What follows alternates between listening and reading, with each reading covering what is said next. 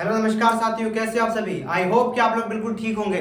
तो स्वागत है आपका हमारे YouTube चैनल अशरफी क्लासेस के ऊपर। और आज हम बिल्कुल एक नया सब्जेक्ट और नई सीरीज लाने वाले हैं। लगातार हम पॉलिटिकल की वीडियो डाल रहे थे, अब लगातार हमारे चैनल पे कंटिन्यू आपको ज्योग्राफी, हिस्ट्री और पॉलिटिकल की वीडियो मिलने वाली है। तो मेरा ठाना है 12वीं के भाइयों को और बहनों को अच्छे नंबरों से पास कराना है और अपना जो मोटिव है, अपना लक्ष्य है, अब की बार 90 पार वो करने के लिए हम बिल्कुल हैं साकार। तो आइए आज हम हिस्ट्री का पहला चैप्टर रिवाइज करने वाले हैं। ये हमारा डे फर्स्ट का हिस्ट्री का पहला चैप्टर होने वाला है, जिसका नाम है ईंटें मनके तथा अस्थियां। इसको आज हम डिस्कस करेंगे और देखेंगे इस चैप्टर में क्या क्या इंपॉर्टेंट चीजें होने वाली है। एग्जाम की दृष्टि से जो भी सारी चीजें इंपॉर्टेंट हैं वो सारी चीजें हम इसके अंदर डिस्कस करेंगे और जानेंगे कि इस चैप्टर में क्या क्या चीजें बताई गई हैं। तो हमारे चैप्टर का नाम है ईंटें मनके तथा अस्थियां। अब इस चैप्टर में जो हम पढ़ने वाले हैं, मोस्टली चैप्टर एक सभ्यता के ऊपर बेस्ड है, जिसका नाम है हड़प्पा सभ्यता। ये सबको पता है। और हड़प्पा सभ्यता के साथ साथ एक और इसमें सभ्यता है, जिसका नाम है मोहनजोदड़ो की सभ्यता। तो पहले तो हमें ये समझना पड़ेगा कि सभ्यता होती क्या है। ये सभ्यता का मतलब क्या होता है।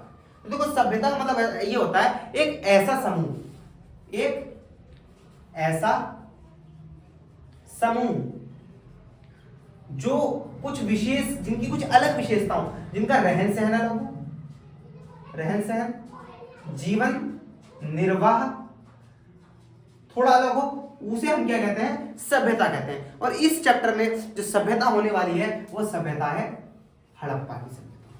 किसकी सभ्यता? हड़प्पा की। और एक मोहनजोदड़ो की सभ्यता, जो कि इसका एक शहर है।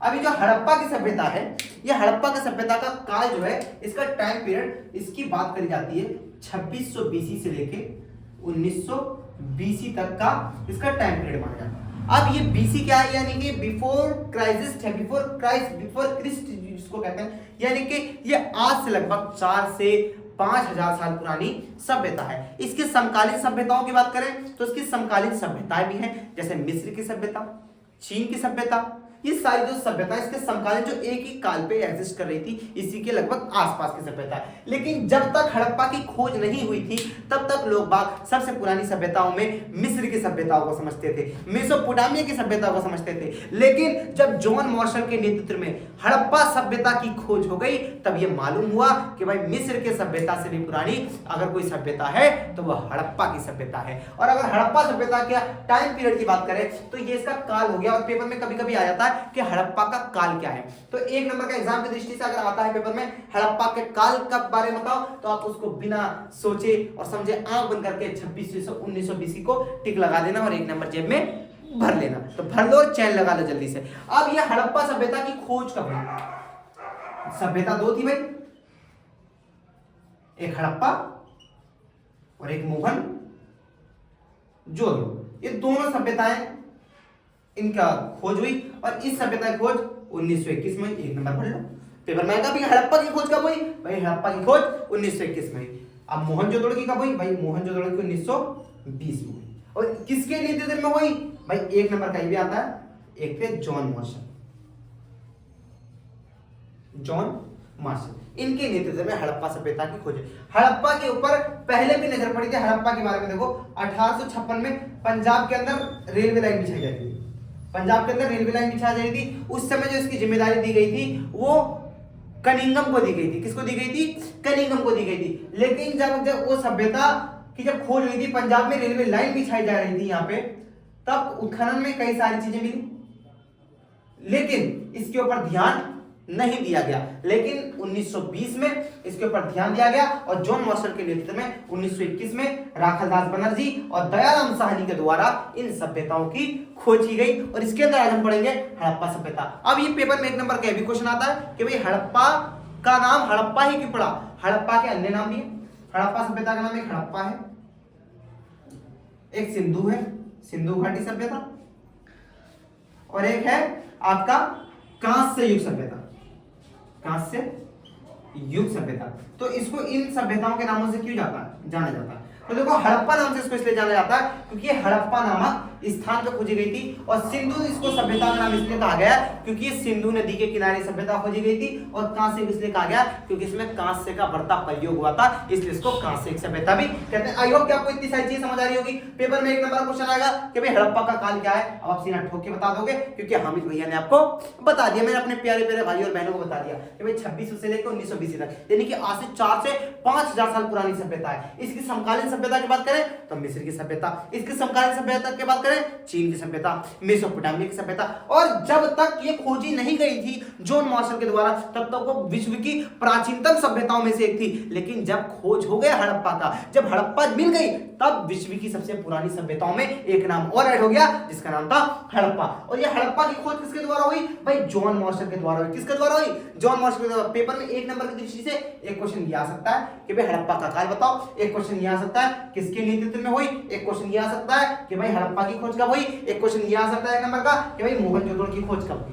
तो ये सारी छोटी छोटी, और 1 नंबर का ये भी कभी आ सकता है हड़प्पा के अन्य नाम बताओ, तो आपको अन्य नाम भी पता लग गया। एक तो हड़प्पा खुद क्योंकि हड़प्पा नामक स्थान पे खोजी गई, एक सिंधु घाटी सभ्यता क्योंकि ये सिंधु नदी के तट पे मिली, और एक और कांस्य युग सभ्यता क्योंकि इसमें कांस्य का इस्तेमाल, बोरोन्स का इस्तेमाल बहुत ज्यादा किया गया था, इसलिए इसको कांस्य युग सभ्यता भी कहते हैं। अब इस हड़प्पा सभ्यता की अब हम विशेषताओं में बात करेंगे। पहला तो ये कि भाई हड़प्पा सभ्यता के लोग जीवन निर्वाह कैसा था इनका, जीवन निर्वाह।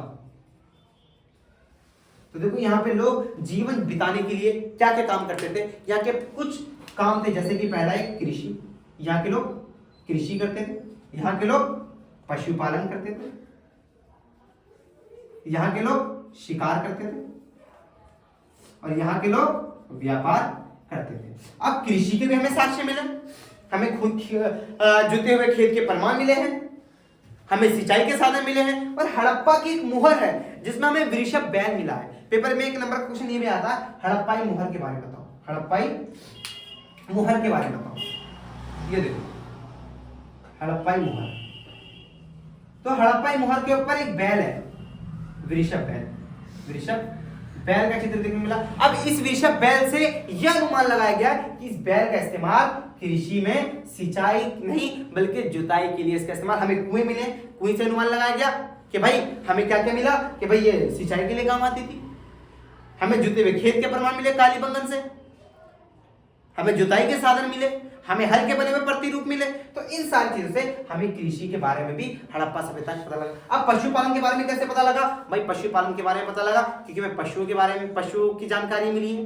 पशुओं के साक्ष्य मिले, उनकी हड्डियां मिली है, जिससे यह अनुमान लगाया गया कि पशुओं को पाला जाता होगा मांस के लिए, दूध बेचने के लिए, शिकार किया जाता था भाई, जानवरों की हड्डियां मिली है, व्यापार तो होता ही था कि भाई कृषि में माल अगर ज्यादा बनाया जा रहा है तो उसको भाई मार्केट में बेचा जाता था, मांस को बेचा जाता था। तो ये सारे जो थे हड़प्पा सभ्यता का जीवन निर्वाह था, और ये पेपर में एक इंपॉर्टेंट क्वेश्चन हो जाता है कि भाई हड़प्पा में कृषि के बारे में बताओ। तो आप बताओ हड़प्पा में कृषि के बारे में जुते हुए खेत के प्रमाण मिले हैं कालीबंगन से, हल के बने हुए प्रतिरूप मिले हैं हमें राजस्थान से, ठीक है जी। और आगे बढ़े तो भाई हमें सिंचाई के साधन मिले हैं, कुएं मिले हैं। मोहनजोदड़ो में कुल कुओं की जो संख्या थी वो 700 थी, मोहनजोदड़ो में कुएं की संख्या में 700 मिली। तो ये सारी हड़प्पा की कुछ जानकारी हो गई। अभी आप इसको स्क्रीनशॉट ले लो। अब हम एक 8 नंबर का क्वेश्चन आता है कि भाई हड़प्पा की विशेषताओं के बारे में बताओ। अभी हम हड़प्पा की धार्मिक और आर्थिक ये सारी विशेषताओं के ऊपर प्रकाश डालेंगे। ये एक आर्थिक विशेषताओं के पेपर में क्वेश्चन है, हड़प्पा का जीवन निर्वाह बताओ या हड़प्पा की आर्थिक जीवन के बारे में बताओ। तो आर्थिक जीवन, पैसे कमाने के लिए लोग कृषि करते थे, पैसे कमाने के लिए लोग पशुपालन करते थे, पैसे कमाने के लिए लोग शिकार करते थे, पैसे कमाने के लिए लोग व्यापार करते थे। तो ये तो एक आर्थिक विशेषता भी हो गई, आर्थिक विशेषता। अगर ये पेपर में क्वेश्चन आता है तो आप इसको एक्सप्लेन कर दो। अब हम धार्मिक विशेषताओं के बारे में कहें, यहां पे देख लेते हैं धार्मिक विशेषता, हड़प्पा की धार्मिक विशेषता, ये भी इंपॉर्टेंट है, ये भी इंपॉर्टेंट है भाई। हड़प्पा की धार्मिक विशेषता में भाई यहां पे लोग प्रकृति की पूजा करते थे, प्रकृति की पूजा की जाती थी। और अगर पॉइंटों की बात करें, यहां पे लोग मातृ देवी की पूजा करते थे, मातृ देवी की पूजा। यहां प्रकृति में उगते और डूबते सूरज की पूजा की जाती थी, जो कि हम यहाँ पे आज छठ के समय पे करते हैं। और अगर बात करें तो भाई यहाँ पे शिवलिंग की पूजा की जाती थी, यहाँ पे काला पत्थर मिला तो लोगों ने अनुमान लगाया कि भाई शिव जी की पूजा करी जाती थी। और अगर बात करें तो यहाँ पे शवधान की प्रक्रिया को अपनाया जाता था। शवधान यानी कि एक अंतिम संस्कार की प्रक्रिया थी, अंतिम संस्कार की प्रक्रिया, इसमें लोगों को दफनाया जाता था और दफनाने के साथ साथ इसके भीतर लोग क्या करते थे, लोगों अंदर आभूषण रख देते थे, कीमती कीमती चीजें रख देते थे। ये हड़प्पा की कुछ धार्मिक विशेषता होगी कि माता देवी की पूजा करी जाती थी, प्रकृति की पूजा करी जाती थी, पेड़ों की पूजा करी जाती थी, उगते डूबते सूरज की पूजा करी जाती थी।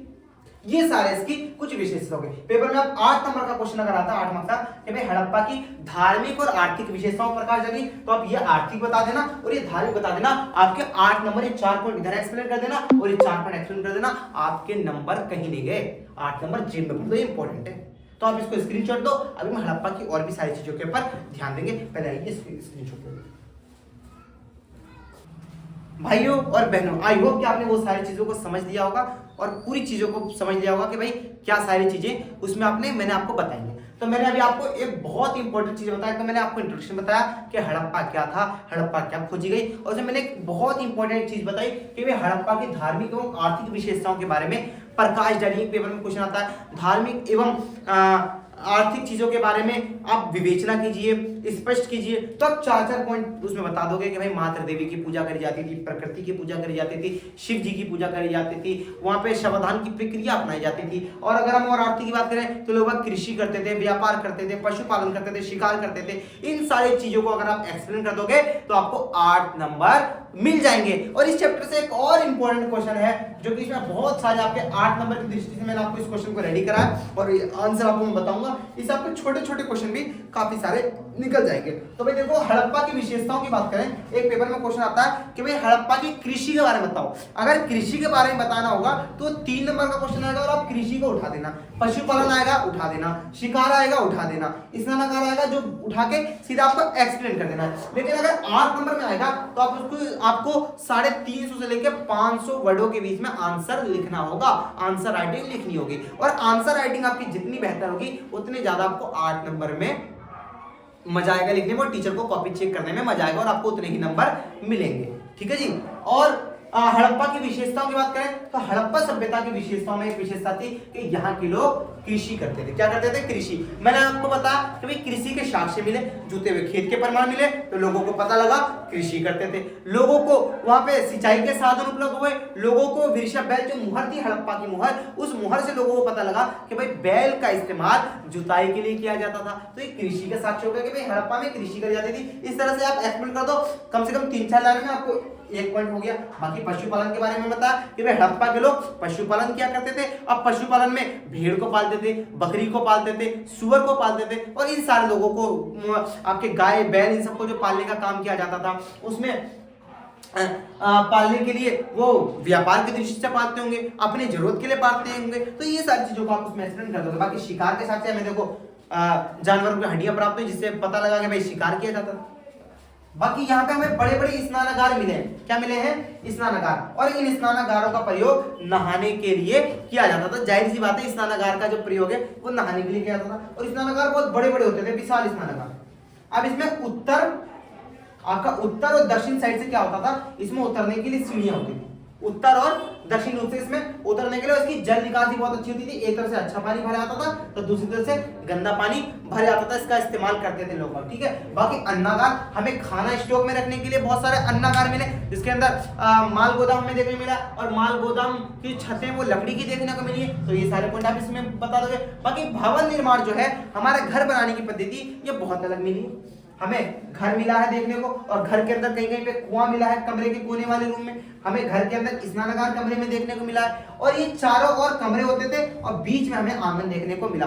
कई घरों में हमें सीढ़ियां मिली जिससे अनुमान लगाया गया कि भाई घर जो थे वो 2 मंजिलों के भी हुआ करते थे। और घर के बाहर एक नाली होती थी, घर से पानी निकालने के लिए नाली होती थी, वो बड़े नाले में होती थी और बड़े नाले से वो आगे की ओर पानी निकल जाया करता था। बाकी भवन निर्माण आपको समझ आ गया। और भवन निर्माण इस प्रकार था कि भाई मेन गेट से अंदर का कुछ भी हमें नजर नहीं आता था। बाकी जल निकास के लिए मैंने आपको बताया कि भाई घरों से सटे हुए नालियां होती थी, पाइपलाइन कुछ हुआ करती थी, उसके बाद वो निकल के पहले छोटा नाला फिर नालियां, उसके बाद लगातार इस प्रकार से पानी की जल निकासी हुआ करती थी। और जो सड़कें थी वो सड़कें ग्रिड पद्धति में बनाई गई थी, यानी कि एक दूसरे को सड़कें समकोण में काटती है, जैसा कि आज है ये एक सड़क जा रही है, एक ऐसे कट मार रही है, एक सड़क ऐसे जा रही है, ऐसे कट मार रही है। सड़कें टेढ़ी मेढ़ी नहीं थी और सड़कें ऐसी थी कि भाई हर एक गली के कोने में हमें सूर्य का प्रकाश देखने को मिलता था। नालियां साफ सफाई, अब नालियों को ढकने के लिए जिप्सम के गारे का इस्तेमाल किया जाता था ताकि समय के साथ साथ उसको खोल के भी सफाई किया जा सके।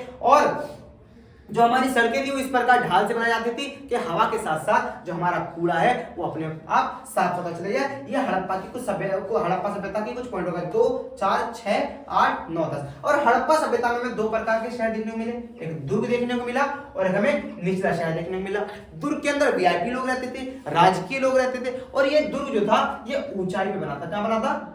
ऊंचाई पे।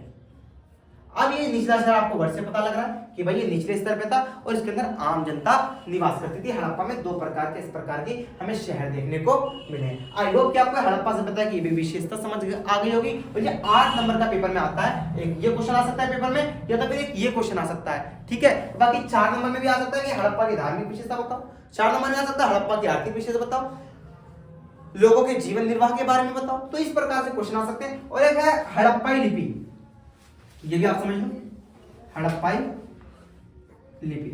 अब भाई एक क्वेश्चन ये कि भाई हड़प्पाई लिपि, इस लिपि को रहस्यमयी कहा जाता है, रहस्यमयी लिपि भी इसको कहा जाता है। तो भाई इसको रहस्यमयी क्यों कहा जाता है? इसको रहस्यमयी इसलिए कहा जाता है क्योंकि आज तक इसको पढ़ा नहीं जा सका है, इसको आज तक पढ़ा नहीं जा सका। इसमें इसको चित्रात्मक लिपि भी कहते हैं, इसको चित्रात्मक। इसमें चिन्हों के द्वारा इसमें 375 से लगभग 400 के आसपास हमें चिन्ह देखने को मिले।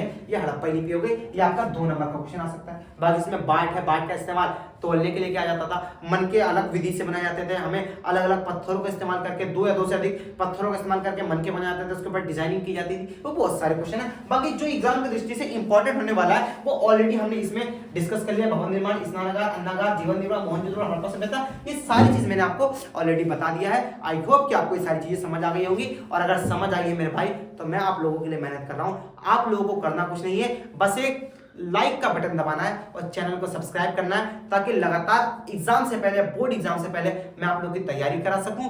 और आप तैयारी कर ही रहे हो मेरे भाई, आप लोग तो तैयारी कर ही रहे हो, अपने यार दोस्तों को भेजो ताकि मेरा भी कुछ फायदा हो और आप लोगों को लाभ हो ही रहा है। लेकिन मैं आप लोगों को बता रहा हूं ज्यादा दिन एग्जाम में नहीं बचे हैं। हम लगातार एक 2 दिन में हिस्ट्री की वीडियो, पॉलिटिकल की वीडियो, ज्योग्राफी की वीडियो के माध्यम से मैं आप लोगों को लगातार मिलता रहूंगा।